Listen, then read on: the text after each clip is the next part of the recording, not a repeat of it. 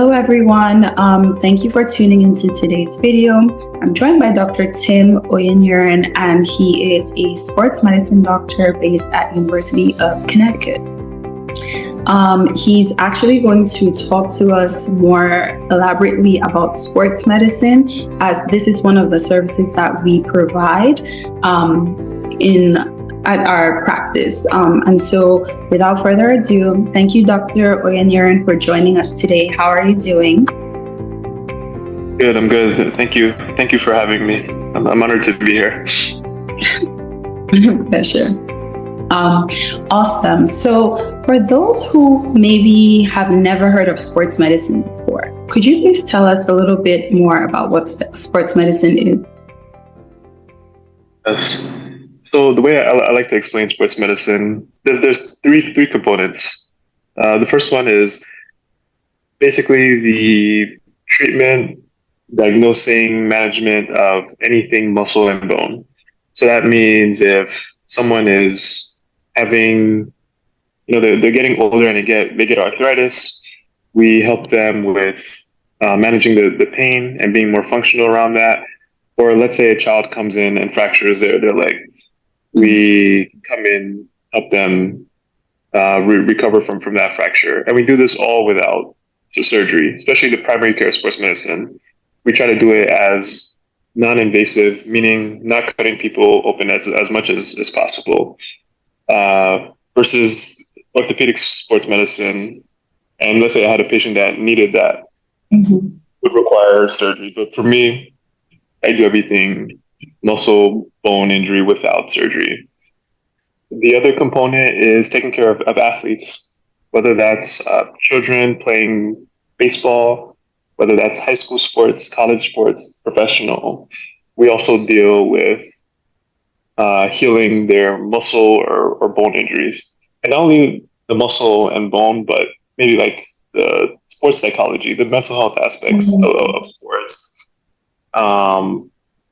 Pre-participation, making sure they don't have any heart problems that would, lead to something bad happening if they played sports, or any other thing that comes with the care of an athlete. The third thing, not only athletes, but everyday people. We have people that do CrossFit, they're part of a gym, they do all types of activities, and they love to move. Sports medicine is basically trying to prevent them from getting injuries or managing injuries for them as well. So that's a little bit of what sports medicine is. Okay, amazing. Thank you so much for explaining that. I think sometimes if we hear it, we might automatically think it's reserved for athletes, but as you said, it sounds like it's also very much for the everyday person. Yes, if you notice, like everybody's going to the gym now. People are more active. We're starting to realize exercise leads to a longer life. And my specialty just makes sure people can exercise safely, and if something does happen, we can help them get back to being able to move. Okay, amazing. So let's say I came to see you, or someone came to see you as a patient. What are some of the things that you do, like as a sports medicine doctor? Is that like procedures? Do you do casting? What are some of the things that people should know that they can maybe get as services that you provide? Yeah, other than the things I mentioned before, a big part of it is procedures. So let's say you had a shoulder pain, and I needed you to do physical therapy to heal. But you tell me, Dr. Tim, I can't move my shoulder. This is very, very painful.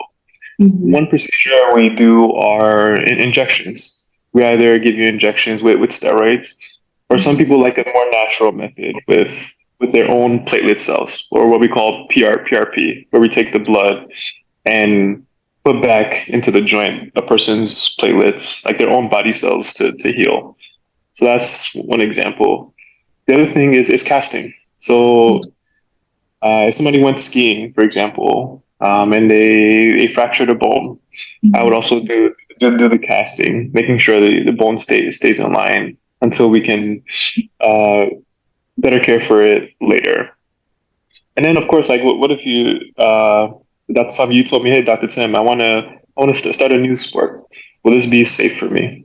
Mm. I would do a series of exams to tell you, oh, hey, Dr. Sam, you're all clear. You can safely play the sport. Or I'll say, hey, Dr. Sam, you might have to do a little bit of rehab for this knee injury you had in the past so you can safely play the sport you want to play.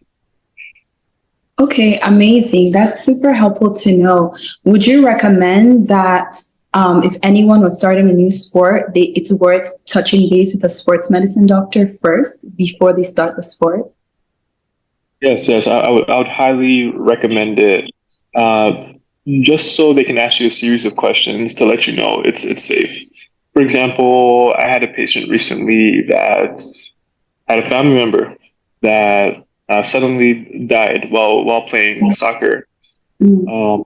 And this patient, I did extensive tests, and we sent them to the cardiologist, and we cleared them uh, to play sports. So and they had the peace of mind, and they were safely able to do whatever activity they needed to do. So that's one example I can do. And if you don't have a sports medicine doctor nearby, you can also see your primary care doctor for this. They're also skilled in clearing people to play sports and being active as well. Okay, amazing. That's very helpful to know. And then you mentioned PRP, platelet-rich plasma, and I know that it's a relatively new procedure. Can you please talk a little bit more about that, just so that people can learn more about it? Yeah, platelet-rich plasma injection is basically our blood has multiple parts. Some parts are just help things move.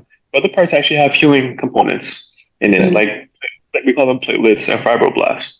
Mm. So back in maybe like the early 2000s, and I actually heard about this from Kobe Bryant. He went to Europe to he was the first one to Mm. get this procedure for his knee. Really?